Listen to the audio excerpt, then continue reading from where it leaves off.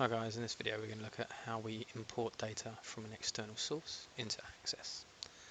So as you can see, we've only got one table in our first database. We're going to click on the External Data tab,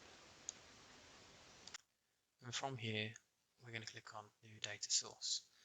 If you choose from File, we're going to choose Text File.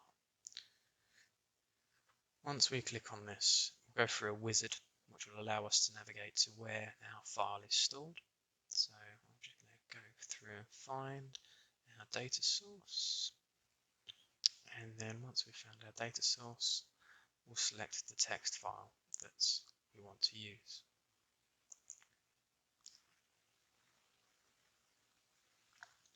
So you can see we have a 1901 data.txt, and you can see that it's a lot of text in there with commas and speech marks. We're just going to open that, and then we're going to choose the default option, which is automatically chosen for us, and click OK. And then the wizard will take us on to the next step. Now see that all of the information that was in that text file is now presented to us in a little preview. And then we have these options at the top where we can choose delimited using comma separated values.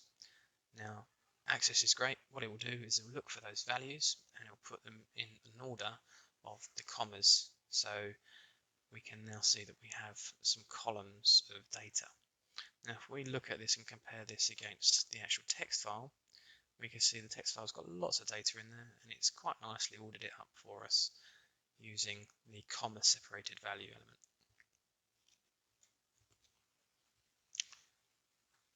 As you can see there's the commas.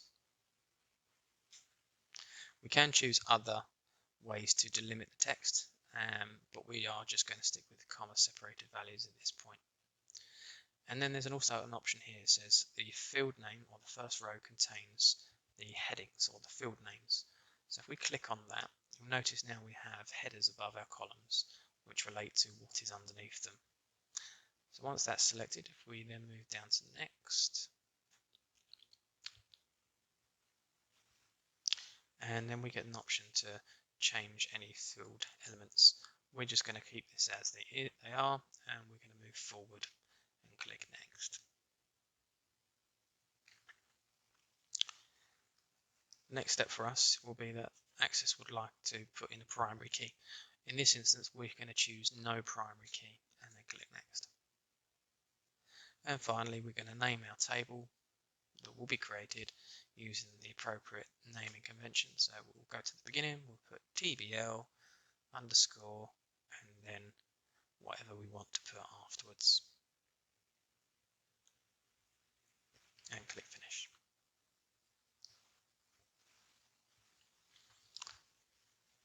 This little dialog box will allow us to save some steps. We're not going to worry about that. Just click OK. And then you'll see that we now have a new table created with all of the information under the correct headings in the correct rows.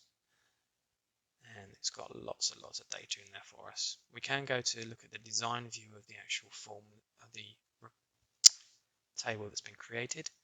And once we look inside there, you'll see that it's just got the data types as short text. There's no added formatting or values attached to it. It's just raw data, and we can play around with that later.